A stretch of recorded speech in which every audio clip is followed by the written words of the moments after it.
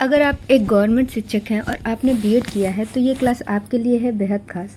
Hey everyone, कैसे हैं आप सब? आई होप आप सब स्वस्थ होंगे, मस्त होंगे और आपकी तैयारी बेहतरीन चल रही होगी।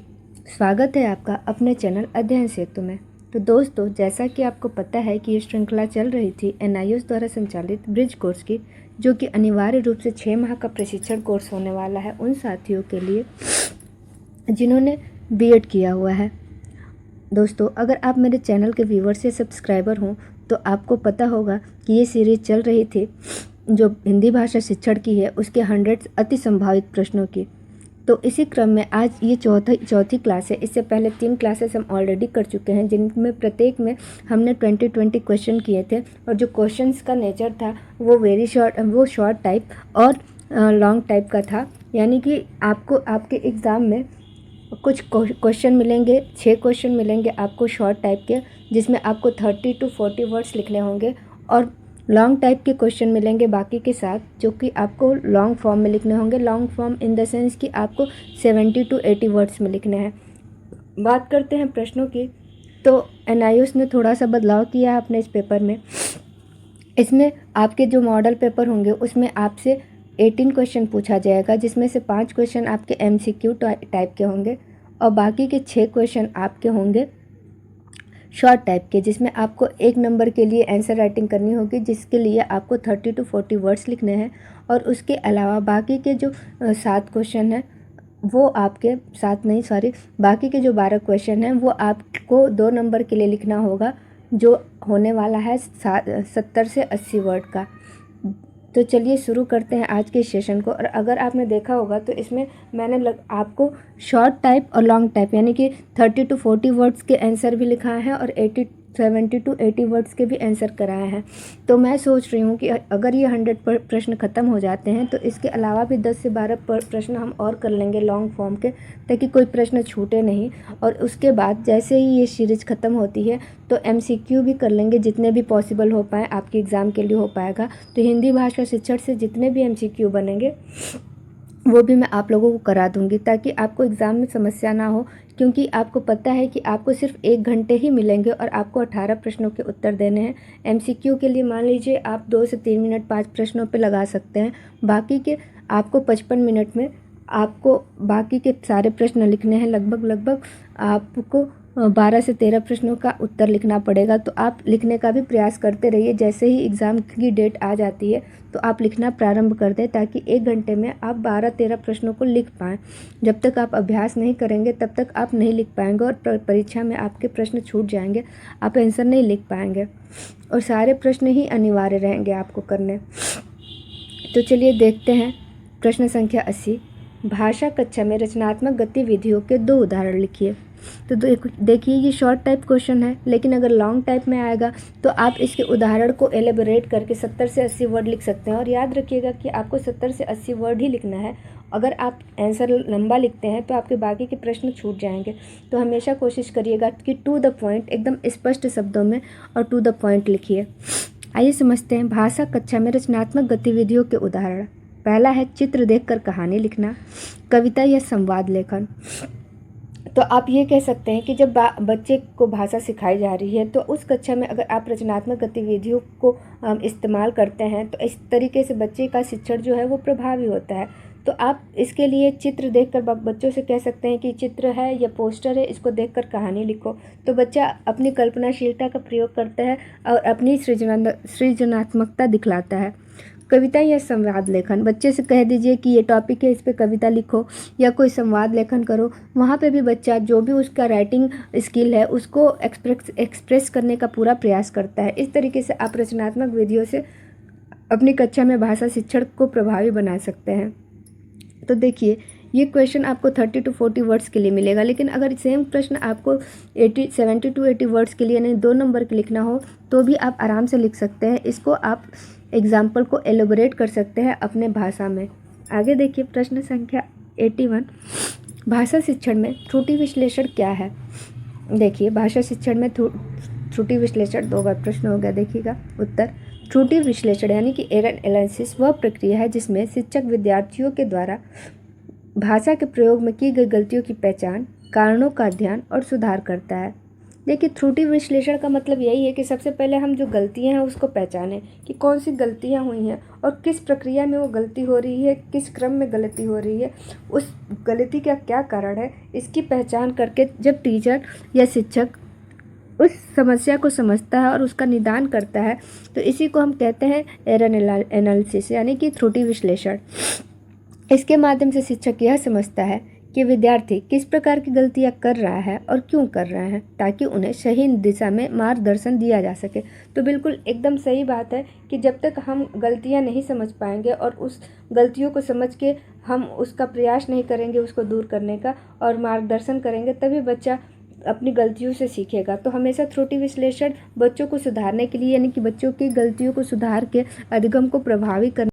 उदाहरण देखिए, यदि कोई विद्यार्थी लिखता है कि वह स्कूल जाता है की जगह वह स्कूल जाता है, इसमें क्वेश्चन मार्क लिखा है, तो सबसे पहले शिक्षक त्रुटि पहचानेगा कि यहाँ पे मार्क लगा है क्वेश्चन मार्क, जो कि सही नहीं है क्योंकि ये सिंपल सेंटेंस है और सिंपल सेंटेंस में अगर विद्यार्थी क्वेश्चन मार्क लगाएगा तो सेंटेंस गलत हो जाएगा।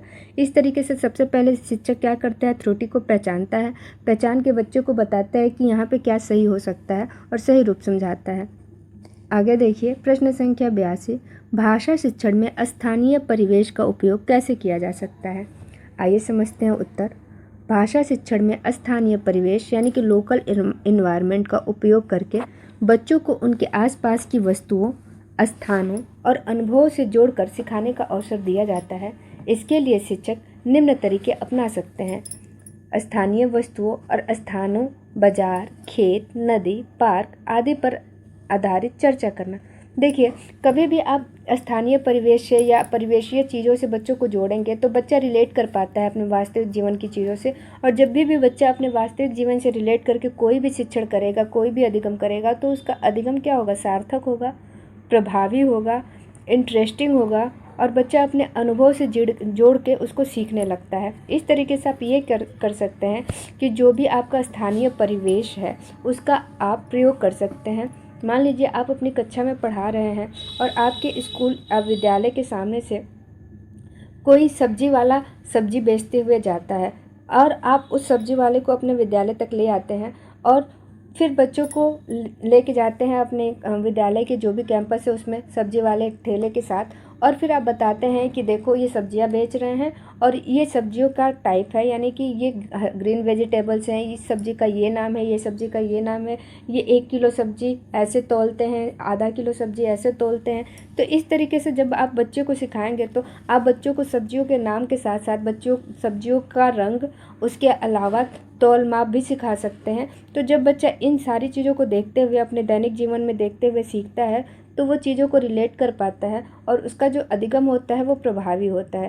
तो इस तरीके से शिक्षक निम्न तरीके अपना सकता है, बाजार, खेत, नदी, पार्क आदि चीज़ों का यूज करके बच्चों को सिखा सकता है।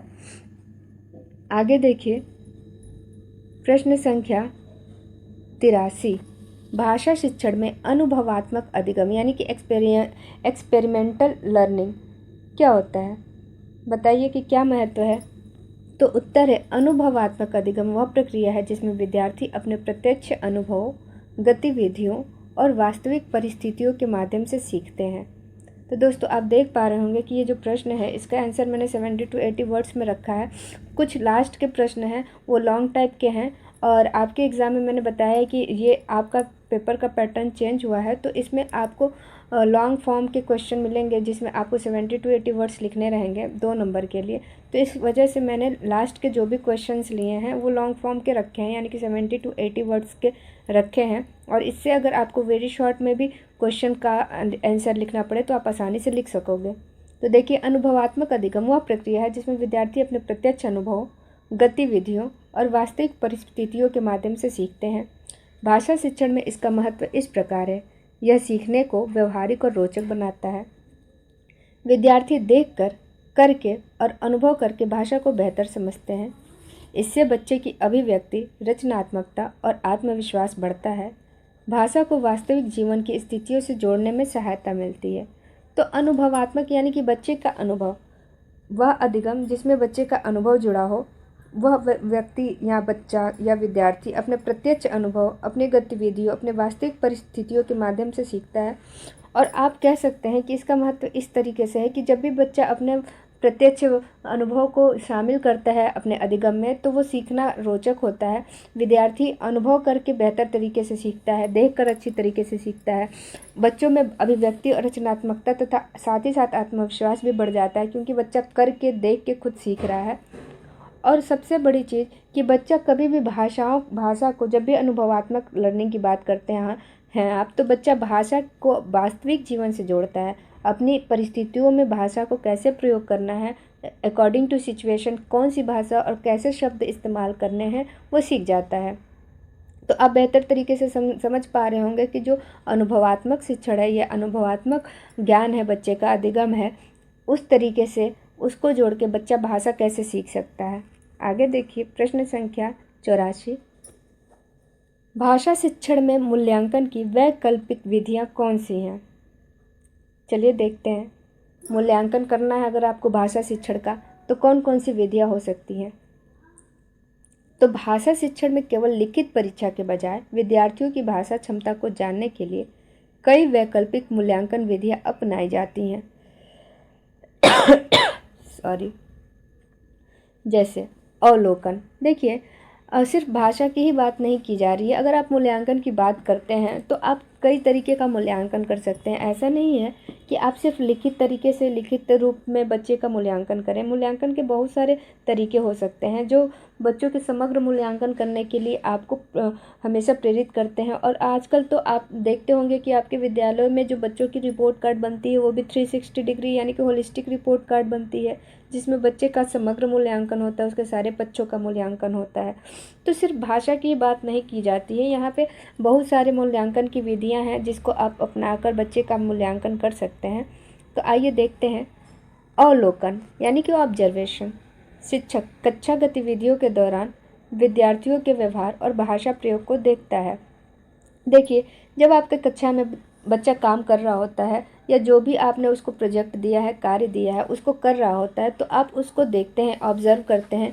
और ऑब्जर्वेशन के दौरान आप यह पाते हैं कि बच्चा अपने कार्यों को करने के लिए कौन सी प्रक्रिया का यूज कर रहा है, आखिर किस तरीके से वो काम कर रहा है। तो इस तरीके से जब उसके व्यवहार का आप अवलोकन करते हैं तो आप उसका मूल्यांकन कर सकते हैं, उसके भाषा का मूल्यांकन कर सकते हैं। नेक्स्ट है परियोजना कार्य। समझेंगे इसको। किसी विषय पर परियोजना बनवाकर उनकी समझ और अभिव्यक्ति का आकलन किया जाता है। हाँ, ऐसा बिल्कुल आप करते होंगे अपनी कक्षाओं में निसंदेह रूप से कि जब भी आपको कोई प्रोजेक्ट वर्क कराना होगा बच्चों से, आपने किसी भी बच्चों को यानी अपने विद्यार्थियों को कक्षाओं में प्रोजेक्ट वर्क दिया होगा, ज़रूर दिया होगा। तो आप ये देख पाते हैं कि अगर आपने बच्चों को कोई टॉपिक दिया कि इस पर्टिकुलर टॉपिक पे तुम्हें परियोजना या ग्रुप वर्क बना के लाना है, ग्रुप वर्क करना है, तो बच्चा वहाँ पे क्या करता है, अभिव्यक्त करता है। उसके जो भी आइडियाज़ होते हैं, जैसा भी वो सोच पाता है, जैसी भी उसकी कल्पना होती है उस मैटर के प्रति, उस चीज़ के प्रति, उस विषय वस्तु के प्रति, बच्चा उसको क्या करता है, उससे संबंधित जितने भी डेटा हैं, आंकड़े हैं, उसको एकत्रित करता है। सबसे पहले तो यही करता होगा ना जब आप देते होंगे कोई काम। मान लीजिए आप कक्षा 1 या कक्षा 2 में पढ़ा रहे हैं और बच्चों को हिंदी पढ़ा रहे हैं। कक्षा 2 की बात कर लेते हैं अगर, तो आप बच्चों से कहते हैं कि तुम 3 अक्षरों से बनने वाले शब्द लिख के ले आओ, 10, 20, 25 जो भी है। तो बच्चा तो सबसे पहले वैसे शब्द इकट्ठा करेगा, वो सोचेगा, कल्पना करेगा कि कौन कौन से शब्द हो सकते हैं। फिर उन शब्दों को इकट्ठा करेगा, उसको चार्ट पेपर या जो भी उसको जहाँ भी लिखना होगा उसको लिखेगा। इस तरीके से क्या कर सकते हैं आप, बच्चों के लेखन कौशल का भी विकास, लेखन या अभिव्यक्ति कौशल का भी आकलन कर सकते हैं कि बच्चा कितना अच्छा लिखता है, कैसे वो समझता है चीज़ों को, कैसे वो अभिव्यक्त करता है। तो इस तरीके से परियोजना कार्य भी आप मूल्यांकन का एक कारण हो सकता है या तरीका हो सकता है। नेक्स्ट है पोर्टफोलियो।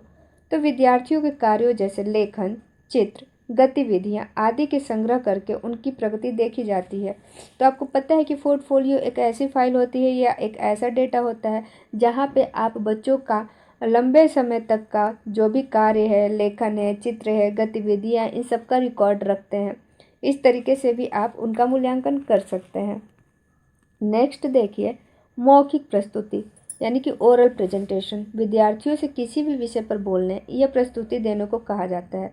जब आप बच्चों से कहते हैं कि आओ और ये टॉपिक यह मान लो तुम अपने परिवार के बारे में बोलो, तो जब बच्चा अपने परिवार के बारे में बोलना शुरू करता है तो क्या होता है, वो पहले सोचता है कि हाँ मेरे परिवार में कौन कौन है, कौन कौन क्या करता है, किसका क्या नाम है। तो सबसे पहले तो बच्चा कल्पना करता है, उसके बाद बोलना शुरू करता है। तो इस तरीके से किसी भी विद्यार्थियों में विषय को देख के, किसी पर्टिकुलर विषय को देख के आप रिप्रेजेंटेशन करने के लिए कह सकते हैं, जिससे बच्चे के जो ओरल रिप्रेजेंटेशन है उसको आप समझ सकते हैं, उसका मूल्यांकन कर सकते हैं।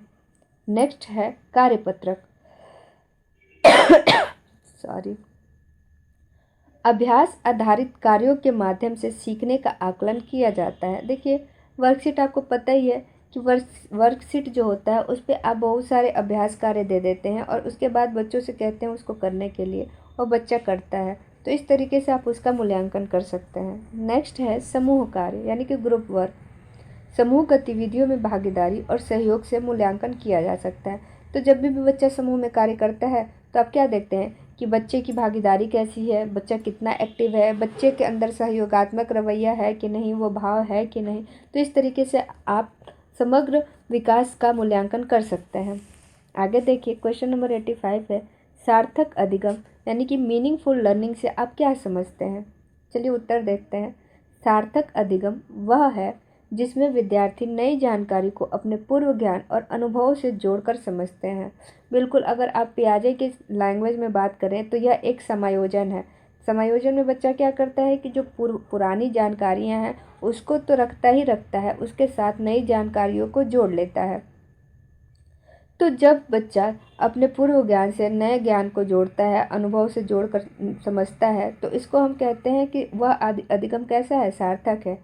इसमें रटने के बजाय विषय की समझ, अर्थ और उपयोगिता पर अधिक बल दिया जाता है।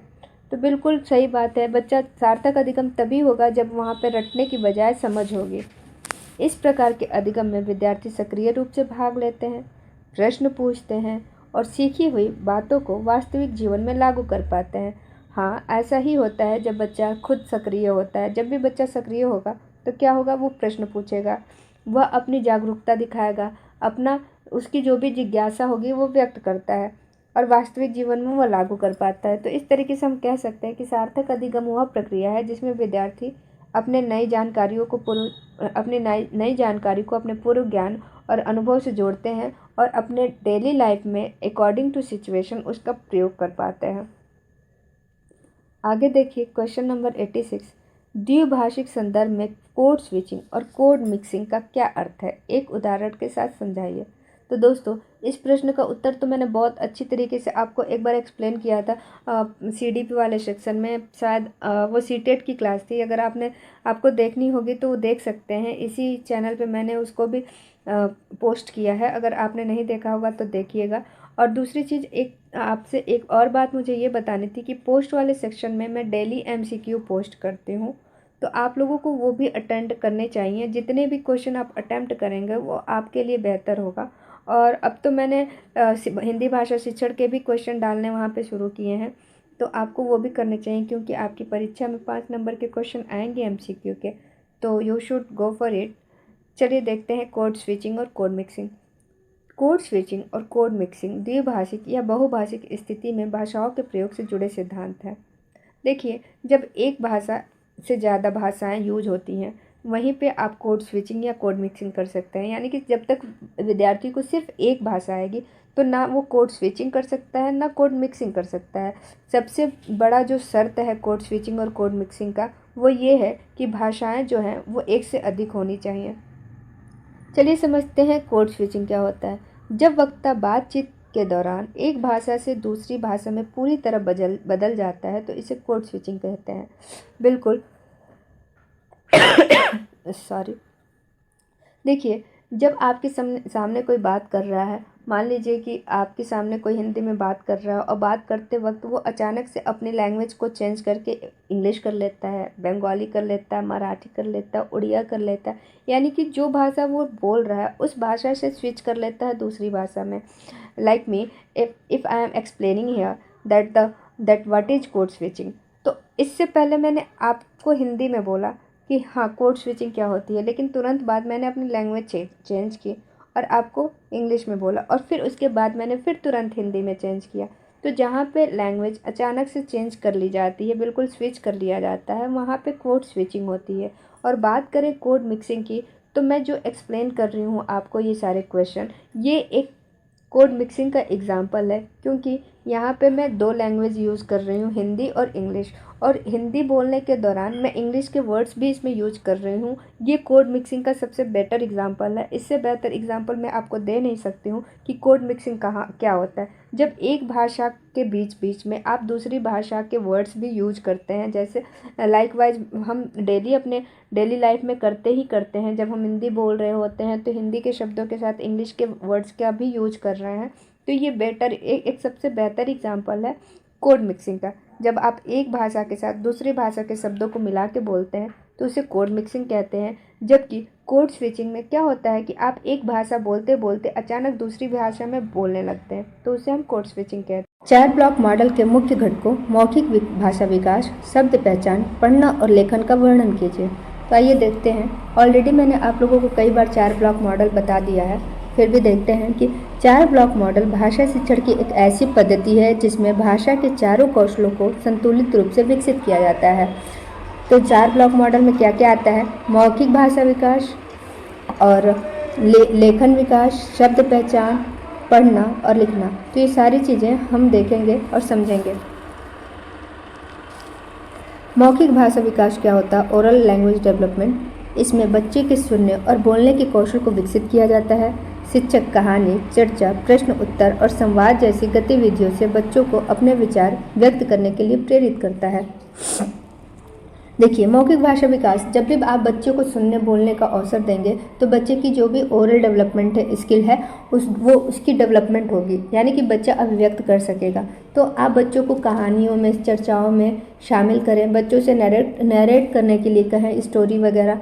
तो इस तरीके से आप बच्चे के मौखिक भाषा विकास का, मौखिक अभिव्यक्ति का विकास कर सकते हैं। आगे देखिए, शब्द पहचान। इसमें बच्चों को शब्दों की पहचान, उच्चारण और अर्थ समझने का अभ्यास कराया जाता है। चित्र, फ्लैश कार्ड और शब्द खेल के माध्यम से शब्द भंडार बढ़ाया जाता है। तो देखिए, शब्द पहचान कैसे बच्चा सीखेगा? जब बच्चों के सामने आप शब्द लेके आएंगे और शब्दों की पहचान के लिए सबसे पहले आप फ्लैश कार्ड या चित्र, इन सब का प्रयोग करेंगे। उसके उच्चारण स्थान को समझाने का प्रयास करेंगे। बच्चों के सामने जब आप बार बार शब्द बोलेंगे तो बच्चा समझ पाएगा कि उसका सही उच्चारण कैसे करना है, उस शब्द का अर्थ समझने का प्रयास करता है जब आप समझाते हैं उसे। तो इस तरीके से आप शब्द पहचान सिखा सकते हैं। नेक्स्ट है रीडिंग, यानी इस भाग में बच्चों की पठन क्षमता और पठन समझ को विकसित किया जाता है। मौन वाचन, सस्वर वाचन और कहानी पढ़ने जैसी गतिविधियां कराई जाती हैं। तो देखिए, पढ़ना क्या होता है? जहाँ पे बच्चा पढ़ने का आप अवसर दीजिए तो पठन बच्चा समझ के पढ़ता है। पठन का अर्थ ही यही है कि जब बच्चा समझ के पढ़ना शुरू करे उसको पठन कहते हैं आप। पठन जो होता है वो मौन वाचन, सस्वर वाचन और कहानी पढ़ने जैसी गतिविधियों के द्वारा आप पढ़ने के कौशल को विकसित कर सकते हैं। आगे देखिए, लेखन। इसमें बच्चों को अपने विचार लिखित रूप में व्यक्त करना सिखाया जाता है।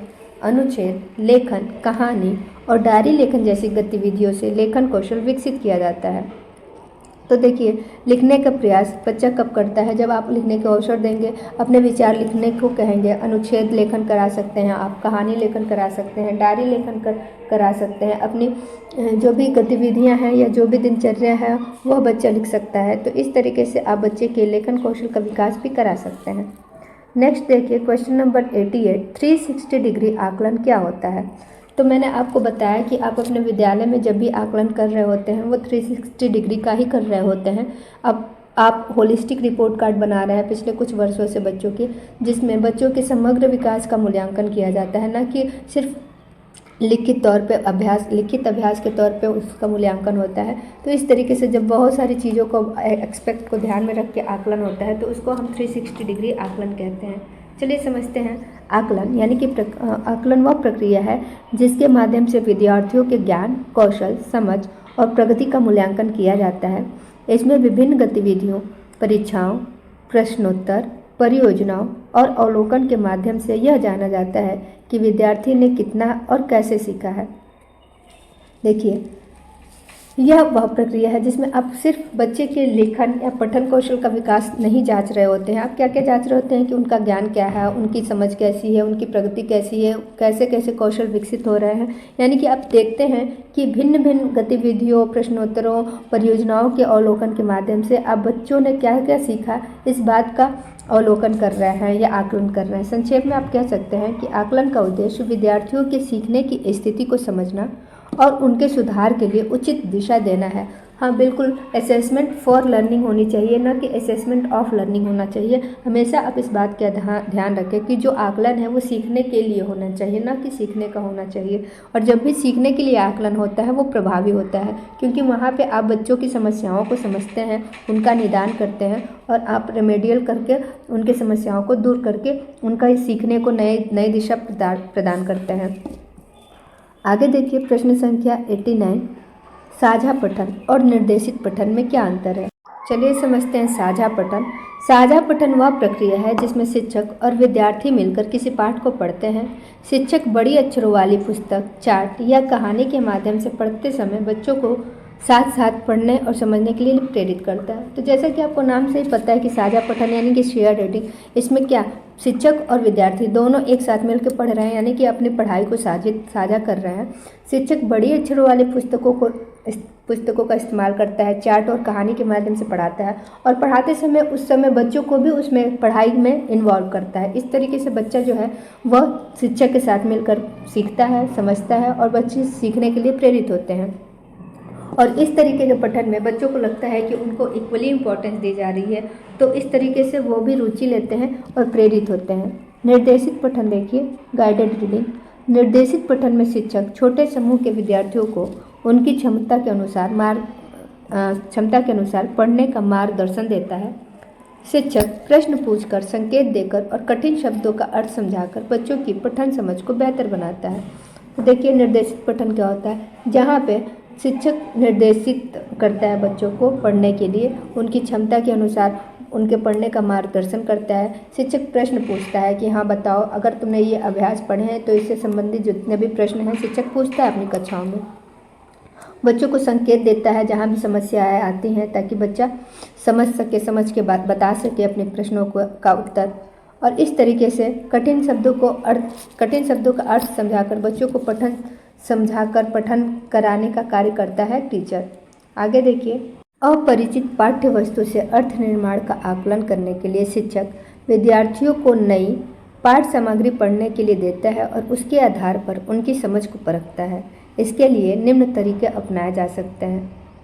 चलिए देखते हैं कौन कौन सा तरीका है। बोध प्रश्न, यानी कि पढ़ने के बाद उससे संबंधित प्रश्न पूछना। मुख्य विचार बताना, विद्यार्थियों से पाठ का मुख्य विचार या सार बताने को कहना। शब्दों का अर्थ निकालना, यानी कि संदर्भ के आधार पर कठिन शब्दों के अर्थ बताने को कहना। अनुमान लगाना, पाठ के आधार पर आगे की घटना या निष्कर्ष को बताने के लिए कहना।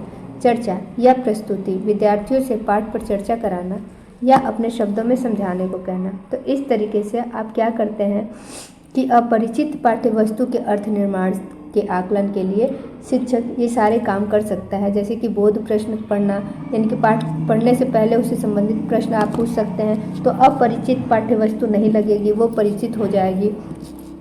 मुख्य विचार बताना, कि जो भी पाठ्य वस्तु है उसके मुख्य विचार क्या हैं उसके बारे में बताना।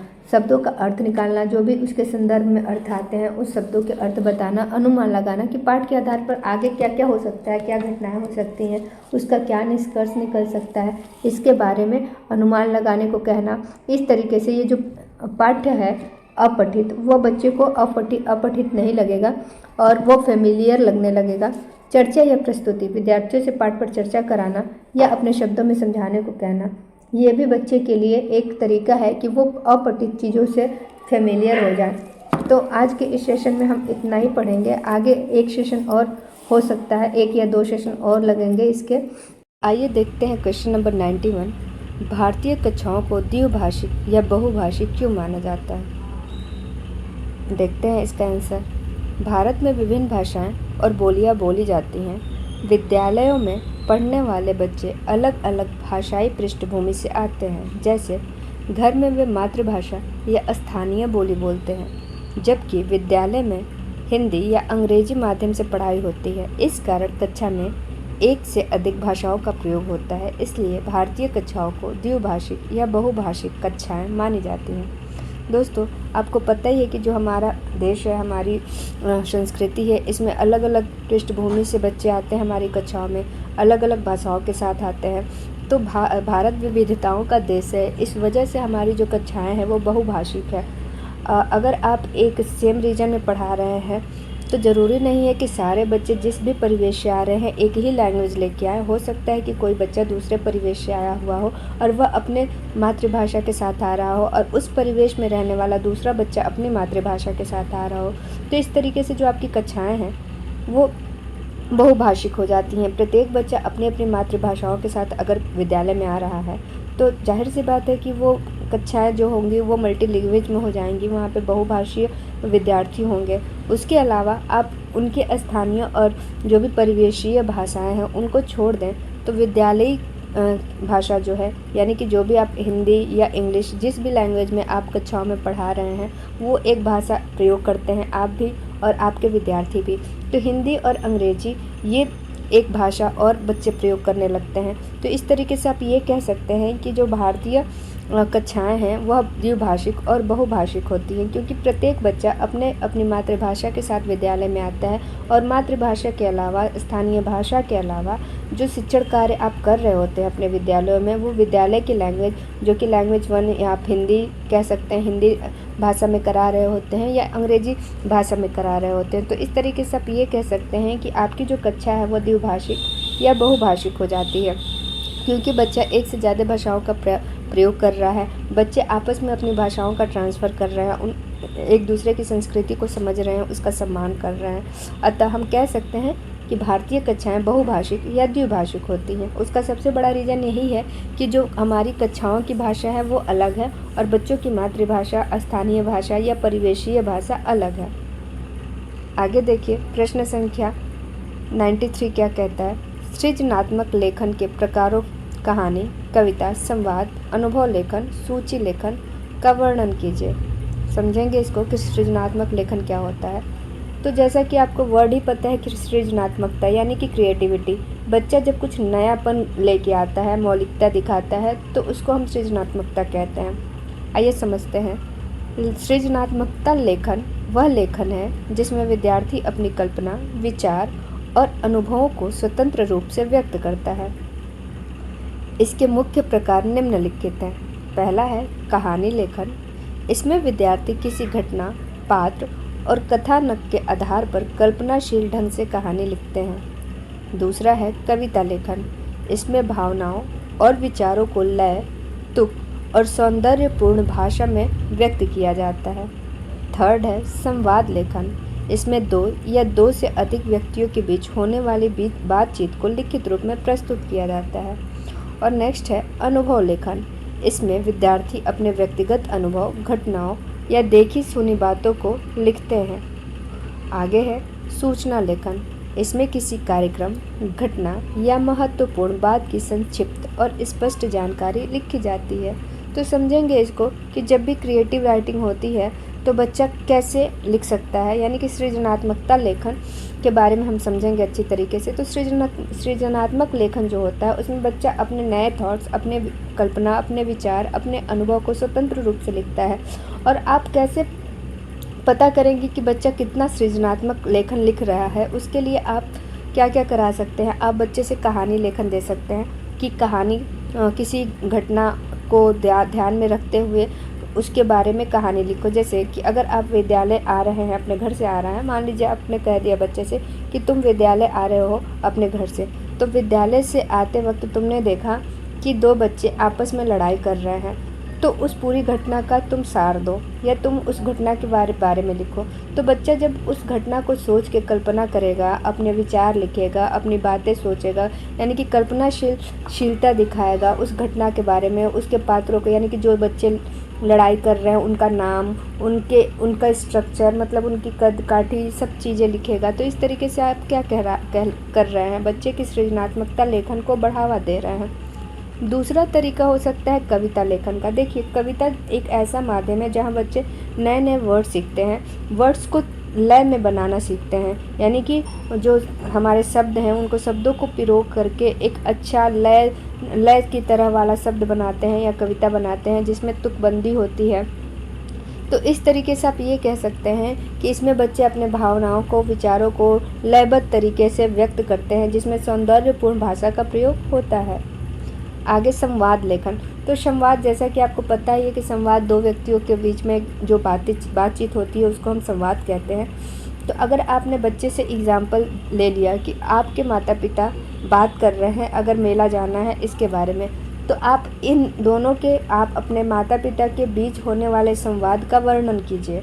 तो जब अपने माता पिता के बीच की बातें बच्चा सुनता है और उसको लिखता है अपने अनुभवों के द्वारा कल्पना करके, स्मृति के अकॉर्डिंग कि जो भी उसने सुना है, तो उस तरीके की बातों को जब बच्चा लिखता है तो इस तरीके से भी उसके लेखन में क्रिएटिविटी आती है, सृजनात्मकता आती है।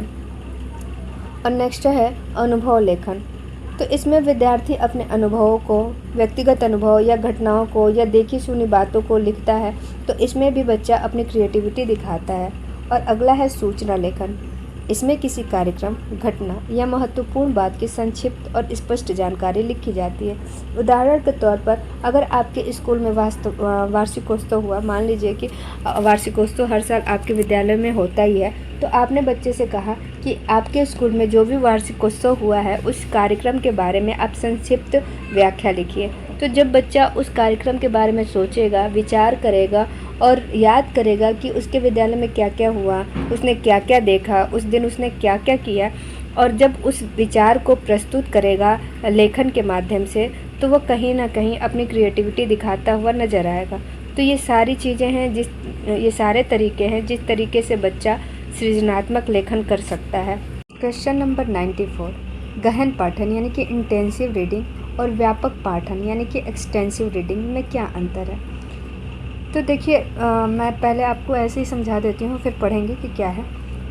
तो जो गहन पाठन होता है वो उसको हम ये कह सकते हैं कि जब आप किसी पर्टिकुलर चीज़ के बारे में बहुत ध्यानपूर्वक पढ़ते हैं, कोई पर्टिकुलर इन्फॉर्मेशन के लिए, उसको हम गहन पाठन कहते हैं। कि जैसे मान लीजिए कि अगर आप न्यूज़पेपर पढ़ रहे हैं और उसमें आपको एक आर्टिकल पढ़ना है पर्टिकुलर, जैसे कि वैकेंसी वाला जो सेक्शन होता है, उस सेक्शन के लिए अगर आप पूरे न्यूज़पेपर में वो सेक्शन ढूंढ के और वो सेक्शन पढ़ रहे हैं, तो इस तरीके से आप ये कह सकते हैं कि आप गहन पाठन कर रहे हैं। ठीक है। और जो एक्सटेंसिव रीडिंग होता है वो आप अपने प्लेजर के लिए पढ़ते हैं, अपनी खुशी के लिए पढ़ते हैं, उसका कोई मोटिव नहीं होता है, बस आप इसलिए पढ़ रहे हैं कि आपको अच्छा लग रहा है। जैसे आपको नावल पढ़ना अच्छा लगता होगा, आप लोगों में से बहुत सारे लोग होंगे जो बहुत सारी किताबें पढ़ते होंगे। किसी को हिंदी लिटरेचर की किताबें अच्छी लगती होंगी, किसी को इंग्लिश लिटरेचर अच्छा लगता होगा। तो जब आप अपने प्लेजर के लिए, मतलब उसका कोई रोल नहीं है आपकी पढ़ाई से या आपके किसी काम से, सिर्फ आप अपने आप को खुश करने के लिए, सिर्फ आप अपने आप को सेटिस्फाई करने के लिए रीडिंग करते हैं, पढ़ाई करते हैं, तो उसको हम व्यापक पठन यानी कि एक्सटेंसिव रीडिंग कहते हैं। बाकी मैंने समझा दिया, चलिए शब्दों में देखते हैं कि क्या लिखा है। गहन पाठन यानी कि इंटेंसिव रीडिंग। गहन पाठन में किसी पाठ को ध्यानपूर्वक, गहराई से और विस्तार से पढ़ा जाता है ताकि शब्दों के अर्थ, व्याकरण, वाक्य रचना और पूरी जानकारी समझ में आ सके। इसमें पढ़ने की गति धीमी होती है और अक्सर शिक्षक मार्गदर्शन करते हैं। तो कक्षाओं में जो आप पाठ पढ़ा रहे होते हैं वो गहन पाठन होता है, क्योंकि जब बच्चा पढ़ रहा होता है तो वो अर्थ को समझ के, भाव को समझ के पढ़ रहा होता है, व्याकरण समझता है, रचना समझता है, वाक्य रचना समझता है और धीरे धीरे पढ़ता है, समझते हुए पढ़ता है। और इस दशा में जो शिक्षक होता है वो एक मार्गदर्शक की भूमिका में होता है। तो इस तरीके से आप ये कह सकते हैं कि जब आप कक्षाओं में पढ़ा रहे होते हैं, बच्चा पढ़ रहा होता है, आपका स्टूडेंट पढ़ रहा होता है, तो वो क्या कर रहा है, वो इंटेंसिव रीडिंग कर रहा है, गहन पाठन कर रहा है। उदाहरण है पाठ्य पुस्तक के पाठ को समझकर पढ़ना, कठिन शब्दों के अर्थ निकालना। तो देखिए, जब भी पाठ्य पुस्तक आप पढ़ा रहे होते हैं अपनी कक्षाओं में, तो बच्चों को जितने भी उसमें कठिन शब्द होते हैं उसके अर्थ को बताते हैं, उसके भाव को समझाते हैं और किस कॉन्टेक्स्ट में वो वर्ड आया है आपके लेसन में, आप वो भी समझाते हैं। तो इस तरीके से आप अपने स्कूलों में जो पाठ्य पुस्तक पढ़ा रहे हैं वो सबसे अच्छा एग्जाम्पल है इंटेंसिव रीडिंग का, यानी कि गहन पाठन का। एक्सटेंसिव रीडिंग मैंने समझा ही दिया, फिर भी देख लेते हैं। व्यापक पठन में किसी पाठ को सामान्य समझ या आनंद के लिए पढ़ा जाता है। इसमें मुख्य विचार या सामान्य जानकारी पर ध्यान नहीं दिया जाता है। हर शब्द का अर्थ जानना आवश्यक नहीं होता है। पढ़ने की गति तेज होती है। उदाहरण, उपन्यास, कहानी, समाचार पत्र या पत्रिका पढ़ना। तो देखिए, मैंने अभी आपको बता ही दिया कि व्यापक पठन जो होता है वह आप अपने प्लेजर के लिए पढ़ते हैं। आप ज़रूरी नहीं है कि आप वर्ड टू वर्ड पढ़ें। अगर आपने जल्दी जल्दी में उस किताब को ख़त्म किया है तो आपको पूरा का पूरा स्टोरी समझ में आ जाता है। ज़रूरी नहीं कि आपको हर शब्द का अर्थ पता चले। अगर ओवरऑल देखा जाए तो आप पूरी बुक का सार समझ लेते हैं। तो ज़रूरी नहीं है कि आपको हर वर्ड का अर्थ पता ही हो। और सामान्य जानकारी पे ध्यान नहीं दिया जाता है। बस ये नॉर्मली आप इसलिए पढ़ रहे हैं कि आपको पढ़ना अच्छा लग रहा है, वो पढ़ के आपको आनंद मिल रहा है। तो नॉर्मली एकदम बिल्कुल इसको इस तरीके से देखें कि जब आप एक नावल पढ़ रहे होते हैं इसलिए कि आपका उस नावल को पढ़ने में इंटरेस्ट है, तो फिर आप ये कह सकते हैं कि वो एक्सटेंसिव रीडिंग है। जैसे मुझे पर्सनली बहुत पसंद है लिटरेचर पढ़ना और नावल पढ़ना। इंग्लिश लिटरेचर हो गया, हिंदी लिटरेचर हो गया, बहुत सारी किताबें मैंने पढ़ डाली हैं। और इसलिए नहीं पढ़ी कि मुझे पढ़ना है, मैंने इसलिए पढ़ा है कि मुझे अच्छा लगता है पढ़ना। और तमाम सारी किताबें हैं, चेतन भगत की हैं, रविंद्र सिंह की हैं, और बहुत सारे राइटर हैं जो मॉडर्न राइटर्स हैं, जो ओल्ड राइटर हैं, उन सब की किताबें मैंने पढ़ी हैं, नॉवेल पढ़े हैं। तो वो इसलिए मैंने पढ़ा है कि मुझे पढ़ना पसंद है। तो वो एक तरीके से एक्सटेंसिव रीडिंग हो गया। अब अगर आपको कभी भी समय मिले तो फ्रीडम एट मिडनाइट एक बुक है, मैं आपको रिकमेंड करती हूँ कि आप पढ़िएगा, ज़रूर पढ़िएगा। और उसके अलावा एक और बुक है जो मैंने पढ़ी थी, मुझे अच्छी लगी, रिच डैड पुअर डैड, तो आप वो भी पढ़िएगा। और इसके अलावा अगर आपको हिंदी लिटरेचर में आनंद आता हो या आपको पढ़ना अच्छा लगता हो तो गुनाहों का देवता पढ़िएगा, काफ़ी अच्छी किताब है, वो बुक है धर्मवीर भारती की। उसके अलावा आप कभी निर्मला पढ़िएगा, वो भी अच्छी है, प्रेमचंद्र जी की। और जयशंकर प्रसाद की पोयम है कामायनी, उसको भी आप पढ़िएगा।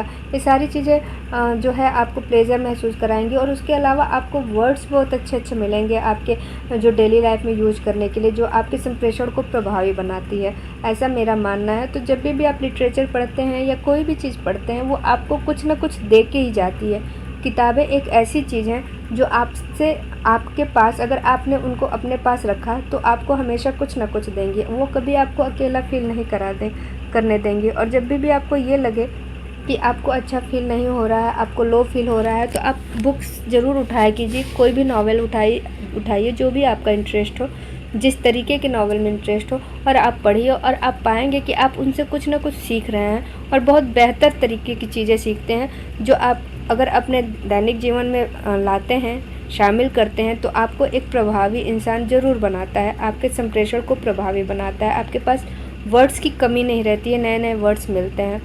तो इस तरीके से हम ये कह सकते हैं कि अगर हम अपने आनंद के लिए कोई नावल, कोई बुक, कोई पत्रिका या समाचार पत्र पढ़ रहे हैं तो वह एक्सटेंसिव रीडिंग है, व्यापक पठन है। आगे देखिए, क्वेश्चन नंबर 95 देखिए, लेखन कौशल के विकास में प्रतिक्रिया यानी कि फीडबैक की क्या भूमिका है। आइए जानते हैं उत्तर। फीडबैक, तो आप भली भांति फीडबैक से परिचित हैं कि फीडबैक सिर्फ लेखन कौशल में ही नहीं है, आप ओरल भी, अगर बच्चा आपसे बात करता है तो आप उसमें भी दे सकते हैं और वो बहुत ही हद तक कारगर होता है। फिर भी चलिए देखते हैं लेखन कौशल के विकास में प्रतिक्रिया यानी कि फीडबैक की भूमिका। लेखन कौशल के विकास में प्रतिक्रिया बहुत महत्वपूर्ण होती है। प्रक्रिया के माध्यम से शिक्षक छात्रों को उनके लेखन की त्रुटियों, कमियों, अच्छाइयों के बारे में बताता है। इससे छात्र अपनी गलतियों को समझते हैं और उन्हें सुधारने का प्रयास करते हैं। प्रतिक्रिया से छात्रों को सही शब्द चयन, व्याकरण, वाक्य रचना और विचारों की स्पष्टता सीखने में मदद मिलती है। इसके अलावा सकारात्मक प्रतिक्रिया छात्रों का आत्मविश्वास बढ़ाती है और उन्हें बेहतर लिखने के लिए प्रेरित करती है। इस प्रकार प्रभावी प्रतिक्रिया लेखन कौशल को सुधारने और विकसित करने में सशक्त बनाने में महत्वपूर्ण भूमिका निभाती है। तो देखिएगा, समझेंगे हम लेखन कौशल में क्या रोल है प्रतिक्रिया का। तो देखिए, प्रतिक्रिया सिर्फ लेखन कौशल के लिए नहीं, जितने भी आप बच्चे से पूछते हैं ओरली अगर, तो उसमें भी फीडबैक देना उतना ही आवश्यक है। बहरहाल प्रतिक्रिया के माध्यम से आप क्या कर सकते हैं कि छात्रों की जो भी त्रुटियां हैं, लेखन की त्रुटियां हैं, कमियां हैं, अच्छाइयां हैं, उनके बारे में अगर छात्रों को बताते हैं तो छात्र अपनी गलती समझते हैं, उन गलतियों को दूर करने का प्रयास करते हैं। और जब तक छात्र अपनी गलती समझेंगे नहीं, आप उनको बताएंगे नहीं अपनी कक्षाओं में जब भी आप पढ़ा रहे होते हैं, तो अगर आपके सामने बच्चा किसी टॉपिक पे लिख के कुछ ले आता है और आप देखते हैं, उसकी कॉपी साइन करते हैं और अगर जहाँ जहाँ जो गलतियाँ होती हैं उसको बताते हैं, तो जब अगली दफ़ा बच्चा लिखता है तो इस बात का ध्यान रखता है कि आपने उसको बताया था कि ये गलती तुमने यहाँ पे की है और इसको ऐसे सुधार सकते हो। तो नेक्स्ट टाइम जब भी बच्चा लिखेगा तो उसको याद रहेगा कि उसने जो गलती की है उसको दोहराना नहीं है और उसको सुधार के लिखना है। तो इस तरीके से जो छात्र होते हैं अपने शब्दों का चयन सही करते हैं, व्याकरण, वाक्य रचना, विचारों की स्पष्टता, ये सारा सही लिखने का प्रयास करते हैं। इस तरीके से आप ये कह सकते हैं कि जब बच्चा अपनी गलतियों से सीखता है तो उसके अंदर सकारात्मकता आती है, उसका आत्मविश्वास बढ़ता है और वो बेहतर लिखने के लिए खुद को भी प्रेरित करते हैं। इस प्रकार आप ये कह सकते हैं कि प्रभावी प्रतिक्रिया लेखन कौशल को सुधारने, विकसित करने और सशक्त बनाने में एक अहम भूमिका निभाती है। आगे देखिए प्रश्न संख्या 96। भाषा कौशलों के समन्वित विकास से आप क्या समझते हैं? तो समन्वित विकास आपको पता ही है, जो एकीकृत विकास होता है उसी को कहते हैं, यानी कि जब सारे भाषा कौशलों का एक साथ विकास करते हैं तो उससे उसका क्या मतलब है, आपको यही बताना है। तो देखिए भाषा कौशलों के समन्वित विकास, क्वेश्चन दो बार लिख गया, कोई नहीं, उत्तर देखिए। भाषा कौशलों के समन्वित विकास से आशय है कि सुनना, बोलना, पढ़ना और लिखना, इन चारों भाषा कौशलों को एक साथ परस्पर संबंध के साथ विकास किया जाए। मान लीजिए जब आप अपनी कक्षाओं में पढ़ा रहे हैं, विद्यार्थी आपसे पढ़ रहे हैं, तो आप क्या करते हैं, आप पढ़ा रहे होते हैं, बच्चा सुन रहा होता है, फिर आप बच्चे से प्रश्न पूछ रहे होते हैं, बच्चा जवाब दे रहा होता है। आपने कोई पाठ पढ़ाया और उससे रिलेटेड बच्चे से अभ्यास कार्य कराया, तो बच्चे की लेखन शक्ति का विकास हो रहा है। और जब बच्चा खुद पढ़ रहा है तो उसके पढ़ने की क्षमता का विकास हो रहा है। तो इस तरीके से हम क्या देखते हैं कि जब हम अपनी कक्षाओं में पढ़ा रहे होते हैं तो बच्चे के भाषाई कौशल का एकीकृत विकास हो रहा है, यानी कि समन्वित विकास हो रहा है। आप ये काम सारे अलग अलग नहीं कर सकते कि सिर्फ पढ़ाया जा रहा है, सिर्फ एक काम हो रहा है, क्योंकि जब आप पढ़ा रहे होते हैं तो बच्चा सुन रहा होता है, या इससे उसके सुनने की क्षमता का विकास हो रहा होता है, यानी कि सुनने का कौशल बढ़ रहा होता है। फिर जब बच्चा पढ़ रहा होता है तो उसके पढ़ने का कौशल विकसित हो रहा होता है। बच्चा अगर उस अभ्यास कार्य को कर रहा होता है, यानी कि उस पर्टिकुलर सब्जेक्ट या पाठ से रिलेटेड कोई अभ्यास कार्य आप करा रहे हैं, तो बच्चे के लिखने का कौशल विकसित हो रहा है, उसकी जो स्किल है, राइटिंग स्किल है, वो डेवलप्ड हो रही है। तो इस तरीके से जब आप अपनी कक्षाओं में पढ़ा रहे होते हैं, आप शिक्षण कार्य कर रहे होते हैं, तो बच्चों के चारों भाषाओं का समन्वित विकास हो रहा है। बच्चा स्पष्ट तरीके से अपने विचारों को लिख रहा है, पढ़ रहा है, और जब वो पढ़ रहा है तो बाकी छात्र सुन रहे हैं। तो इस तरीके से क्या हो रहा है कि सारे जितने भी कौशल हैं वो सारे आप प्रयोग में ला रहे हैं ड्यूरिंग टीचिंग। जब भी आप अपने कक्षाओं में पढ़ा रहे होते हैं तो पढ़ाई के शिक्षण के दौरान आप इन सारे कौशलों का समन्वित विकास कर रहे होते हैं एक छात्र के अंदर। इस प्रकार यदि शिक्षक कक्षा में ऐसी गतिविधियाँ कराता है जिससे चारों कौशलों का एक साथ अभ्यास हो, तो इसे भाषा कौशलों का समन्वित विकास कहा जाता है। नंबर 97 देखिए, भाषा कौशलों के विकास में तकनीक यानी कि टेक्नोलॉजी का उपयोग कैसे किया जा सकता है? उत्तर देखेंगे। भाषा कौशलों के विकास में टेक्नोलॉजी का उपयोग। भाषा कौशलों यानी कि सुनना, बोलना, पढ़ना तथा लिखना के विकास में तकनीक का उपयोग बहुत उपयोगी है।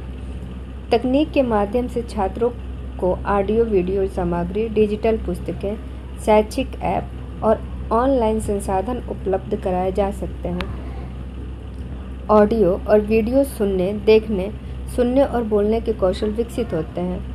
ई बुक, वेबसाइट और ऑनलाइन लेख पढ़ने से पठन कौशल में सुधार होता है। इसी प्रकार कंप्यूटर या मोबाइल पर लेखन अभ्यास, ईमेल, ब्लॉग आदि लिखने से लेखन कौशल विकसित होते हैं। इस प्रकार तकनीक के प्रयोग से भाषा सीखना रोचक, प्रभावी और अधिक सहभागितापूर्ण बन जाता है। देखिए, इन शॉर्ट अगर हम भाषा कौशलों में तकनीक का प्रयोग देखें तो यह एक ऐसा माध्यम है तो ये सारे वैसे वही काम करते हैं जो आप अपने पारंपरिक कक्षाओं में करा रहे होते हैं। सारे काम यहाँ पे भी वही हो रहे हैं, लेकिन सिर्फ अंतर इतना आता है कि यहाँ पे सब कुछ डिजिटल है, आधुनिकीकरण है, तकनीकीकरण है, रोचक है, बस और कुछ भी नहीं है। बाकी सारी चीज़ें वही हैं जो आप अपने पारंपरिक कक्षाओं में लेखन कौशल को विकसित करने के लिए करते हैं। जैसे कि आप अभ्यास कार्य करा रहे होते हैं, बच्चा लिख रहा होता है, फिर आप उसके लेखन कौशल की जांच करते हैं।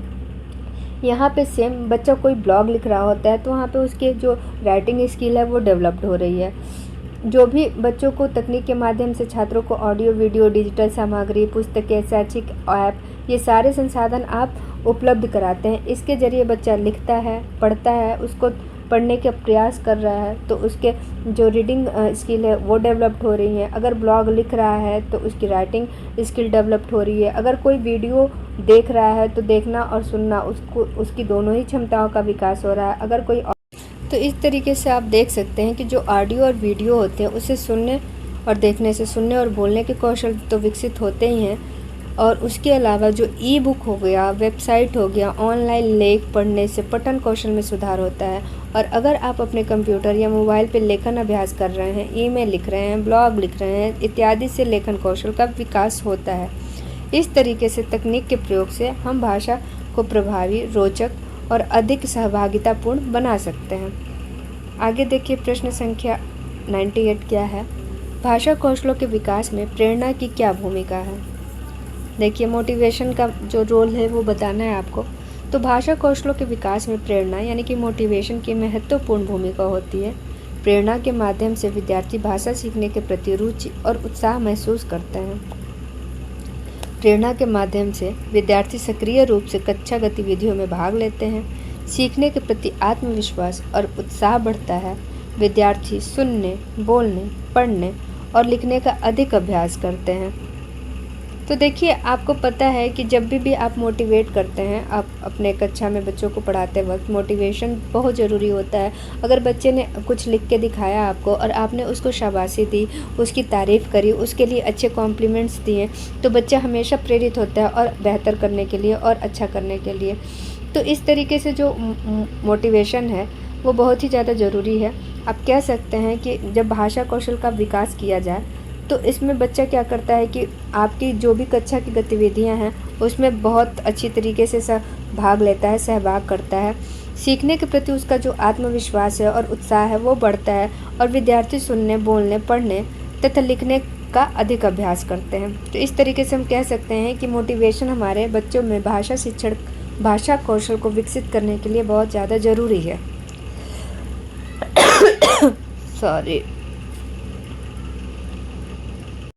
नेक्स्ट देखिए क्वेश्चन नंबर 9, वाचन दोष क्या होते हैं। तो वाचन दोष जो भी हम बात करते हैं यानी कि बोलने का जो भी हमारा विकार है उसी को हम वाचन दोष कहते हैं। चलिए समझते हैं इसको। जब विद्यार्थी पढ़ते समय उच्चारण, गति, विराम या शब्दों की पहचान में गलती करते हैं तो इन्हें वाचन दोष कहा जाता है। इससे पढ़ने की स्पष्टता और अर्थ समझने में बाधा उत्पन्न होती है। तो देखिए मैंने बताया ही आपको कि जब भी पढ़ने के समय यानी कि बोलने के समय हम गलतियाँ करते हैं, हमें विराम चिन्ह नहीं पता है, हमारी गति नहीं सही है या हम उच्चारण नहीं सही करते हैं, हमारे शब्दों की पहचान सही नहीं है, तो ये वाचन दोष ही कहलाते हैं। यानी कि जब आप अपनी कक्षा में पढ़ा रहे हैं और आप ये देख रहे हैं कि कोई विद्यार्थी पढ़ते समय लगातार गलतियाँ कर रहा है, उसका प्रोनाउंसिएशन सही नहीं है, उसकी जो स्पीड है वो नहीं सही है, वो शब्दों की पहचान सही तरीके से नहीं कर सकता, तो आप ये कह सकते हैं कि वह बच्चे के अंदर वाचन दोष है यानी कि वाचन विकार है। और इससे पढ़ने की स्पष्टता और अर्थ समझने में भी बाधा उत्पन्न होती है। उदाहरण देख लीजिए, शब्दों का गलत उच्चारण करना यानी कि लगातार अगर आपकी कक्षाओं में पढ़ता हुआ कोई विद्यार्थी लगातार गलतियाँ कर रहा है, शब्दों का गलत उच्चारण कर रहा है, तो आप समझेंगे कि इसे वाचन विकार है। बहुत तेज या बहुत धीमी गति से पढ़ रहा है तो भी आप उसको समझेंगे कि वाचन दोष से ग्रसित है। विराम चिन्हों का ध्यान नहीं रखता है। शब्दों को छोड़ देना या जोड़ देना यानी कि शब्द या तो छोड़ के पढ़े या दो शब्दों को एक साथ जोड़ दे, तो आप ये कह सकते हैं कि उसको वाचन दोष है यानी कि वाचन विकार है। तो इस तरीके से आप समझते हैं कि वाचन दोष क्या होता है। जब बच्चे के पढ़ने से रिलेटेड दिक्कतें होती हैं, शब्दों के उच्चारण में, शब्दों के अर्थ को समझने में, स्पीड में, पंक्चुएशन मार्क्स में, तो आप कहते हैं कि वह बच्चा वाचन दोष से ग्रसित है। आगे देखिए क्वेश्चन नंबर 100 है और इस सेशन का लास्ट प्रश्न है। इसके बाद 1 या 2 सेशन और आपका चलेगा, क्योंकि मुझे लग रहा था कि सिर्फ 100 क्वेश्चन हमने जितने भी शॉर्ट टाइप क्वेश्चन रखे हैं और वही आएंगे, लेकिन शॉर्ट टाइप के साथ साथ आपको लॉन्ग टाइप भी आएंगे। इसलिए मैंने पिछले 2 वीडियो से 2 क्लासेस से आपको थोड़े लॉन्ग क्वेश्चन 70 to 80 वर्ड्स के आंसर भी कराए हैं। और मुझे लग रहा है कि 1 और 2 क्लास और आपको करा दी जानी चाहिए, ताकि कोई भी प्रश्न ना छूटे और जो लॉन्ग फॉर्म के क्वेश्चन हैं वो और 10 से 12 या 15 कर लिए जाएं, जिसमें आपको 70 to 80 वर्ड्स या अप्रॉक्स में 100 वर्ड्स भी करा सकती हूँ। आप अपने सुविधा अनुसार उसको कंसाइज कर लीजिएगा एग्ज़ाम में लिखते वक्त। मैं नहीं चाहती कि प्रश्न छूटे, कुछ भी कोई भी टॉपिक छूटे, क्योंकि जब आप एग्ज़ाम में बैठेंगे तो बहुत सारी चीज़ें आपको याद रहेंगी, कुछ चीज़ें छूट जाएंगी। तो इससे बेहतर है कि हम सब कुछ पढ़ के जाएं, हम ज़्यादा में पढ़ के जाएं, कम में लिखें, जितनी आवश्यकता है उतनी लिखें और टू द पॉइंट लिखें, क्योंकि प्रश्न आपको छोटे छोटे मिलेंगे, मार्क्स कम हैं, तो टू द पॉइंट और बिल्कुल स्पष्ट लिखिए। और इसके अलावा मैंने आपको बताया कि 5 क्वेश्चन आएंगे आपके मल्टीपल चॉइस क्वेश्चन के, यानी कि MCQ फॉर्म के। तो 1 या 2 क्लास में MCQ के क्वेश्चन का भी कराऊंगी आप लोगों को। तो 3 से 4 क्लासेस और चलेंगे इस पर्टिकुलर चैप्टर के, यानी कि हिंदी भाषा शिक्षण का। उसके बाद हम इंग्लिश भाषा शिक्षण पढ़ेंगे, जो भी होगा। तो चलिए देखते हैं प्रश्न संख्या 100। प्रभावी श्रवण के क्या क्या गुण होते हैं? तो प्रभावी श्रवण यानी कि इफ़ेक्टिव लिसनिंग के प्रमुख गुण निम्नलिखित हैं। सबसे पहले एकाग्रता, वक्ता की बातों को ध्यानपूर्वक सुनना, यानी कि जब भी कोई बोल रहा है तो आप एकाग्र होकर उसकी बातों को सुनिए। ये प्रभावी श्रवण का मुख्य गुण है। दूसरा, समझने की क्षमता, यानी कि सुनी हुई जो बात आपने सुनी है उसका सही अर्थ समझिए, यानी कि आपने सुना कुछ और उसका अर्थ निकाला कुछ और, ऐसा नहीं होना चाहिए। धैर्य, बीच में बाधा डाले बिना पूरी बात सुनना, यानी कि अगर आप किसी को सुन रहे हो तो आपके अंदर पूरा पेशेंस होना चाहिए कि उसकी पूरी बात सुनने तक आप रुकें। अगर आपको कोई प्रश्न पूछना है तो उसके बातों को ख़त्म होने का इंतज़ार करें। जब उसकी बातें ख़त्म होती हैं फिर उसके रिगार्डिंग जो भी क्वेश्चन आपके दिमाग में आते हैं, जो भी चीज़ें आपके जहन में आती हैं, आप अपने क्वेश्चन एराइज कर सकते हो। नेक्स्ट है उचित प्रतिक्रिया। सुनने के बाद आप उचित प्रक्रिया या प्रतिक्रिया ज़रूर दीजिए। नेक्स्ट है रुचि और सहभागिता। विषय में रुचि लेकर सक्रिय रूप से सुनना, यानी कि जब भी कोई आपके सामने बोल रहा है तो आप सुनने में इंटरेस्ट दिखाइए कि हाँ आप रुचि ले रहे हैं। ऐसा नहीं है कि आप बोले जा रहे हैं और सामने वाला सुन ही नहीं रहा है, और थोड़ी देर बाद आपको जब ये रियलाइज़ होगा कि सामने वाला सुनने में बिल्कुल इंटरेस्ट नहीं ले रहा है, तो फिर आपको नेक्स्ट टाइम से बोलने का मन ही नहीं करता है। ऐसा आप लोगों के साथ भी होता होगा। अगर आप किसी को कॉल करते हैं और आप उसको अपने पूरे दिन की बातें बता रहे होते हैं और सामने वाला बस हाँ ओके ठीक है ऐसी प्रतिक्रियाएं दे रहा हो, तो वो एक प्रभावी श्रवण नहीं है, यानी कि उसका सुनने में इंटरेस्ट नहीं है। और फिर आप बोल रहे हैं और थोड़ी देर बाद आपको खुद समझ में आ जाता है कि जो भी आप बोल रहे हैं वो समझने में बिल्कुल, वो सुनने में उसका बिल्कुल इंटरेस्ट नहीं है, और फिर नेक्स्ट टाइम से आप अपनी बातें कम करने लगते हैं या बोलना कम कर देते हैं, टू द पॉइंट बोलते हैं, या फिर धीरे धीरे आप बोलना ही छोड़ देते हैं, क्योंकि आपको सामने वाले की प्रतिक्रिया से समझ में आ जाता है कि सामने वाला व्यक्ति आपको सुनने में बिल्कुल भी इंटरेस्ट नहीं ले रहा है। और जब किसी व्यक्ति को ये लगता है कि वो उसको जब भी सुना नहीं जा रहा है या उसकी बातों में कोई इंटरेस्ट नहीं ले रहा है, तो वक्ता हमेशा शांत हो जाता है, वो बोलना छोड़ देता है या फिर अपनी बातों को वहीं विराम दे देता है। तो एक प्रभावी श्रवण का यह एक प्रमुख गुण है कि आप धैर्यपूर्वक बिना बाधा डाले वक्ता की पूरी बातों को सुनिए, उस पर प्रतिक्रिया दीजिए, उसमें रुचि दिखाइए, सहभागिता दिखाइए। तो आज की ये क्लास कैसी लगी आप ज़रूर से बताइएगा, और प्लीज़ आप लोग वीडियो को ज़रूर लाइक किया करें। क्लास लाइक करेंगे तो मुझे मोटिवेशन मिलता है, आपकी ये प्रतिक्रिया मुझे मोटिवेट करती है कि मैं और भी बेहतर क्लासेस लेके आऊँ। और मैं चाहती तो ये 100 क्वेश्चन करा के यहाँ पे बंद कर देती, लेकिन फिर मुझे लगा कि लॉन्ग फॉर्म के कुछ और क्वेश्चन करा दिए जाने चाहिए, जिससे आपके एग्ज़ाम में कोई प्रश्न छूटे ना, कहीं कोई दिक्कत ना हो, आपको ये ना लगे कि आप चैनल से जुड़े हों और आपके साथ छल हो गया हो और आपने अच्छे से पढ़ाई नहीं की, और ये तो फिर ये सारी चीज़ें ना हो। तो ये तभी पॉसिबल है जब आप मुझे मोटिवेट करेंगे, आप कमेंट करेंगे, आप वीडियो को लाइक करेंगे, क्लासेस शेयर करेंगे अपने दोस्तों में भी। और दूसरी चीज़ मैं ये भी बोलना चाहूँगी कि जो पोस्ट वाला सेक्शन है उसमें भी मैं क्वेश्चन लगातार MCQ के पोस्ट करती हूँ, आप वो क्वेश्चन भी सारे अटेम्प्ट किया कीजिए। जितने क्वेश्चन आप अटेम्प्ट करेंगे उतने ही ज़्यादा आपके कॉन्सेप्ट क्लियर होंगे। और उन क्वेश्चंस के रिगार्डिंग अगर आपको कोई समस्या आ रही हो तो आप चैट बॉक्स में मुझे मैसेज कर सकते हैं, मैं डेफ़िनेटली आपको रिप्लाई करने की कोशिश करूँगी और मैं करती भी हूँ। अगर कोई भी मुझसे प्रश्न पूछता है तो जब भी मैं वो प्रश्न देखती हूँ, ज़रूरी नहीं है कि एट द सेम टाइम कर पाऊँ, लेकिन जब भी मैं देखती हूँ मैं ज़रूर रिप्लाई करती हूँ।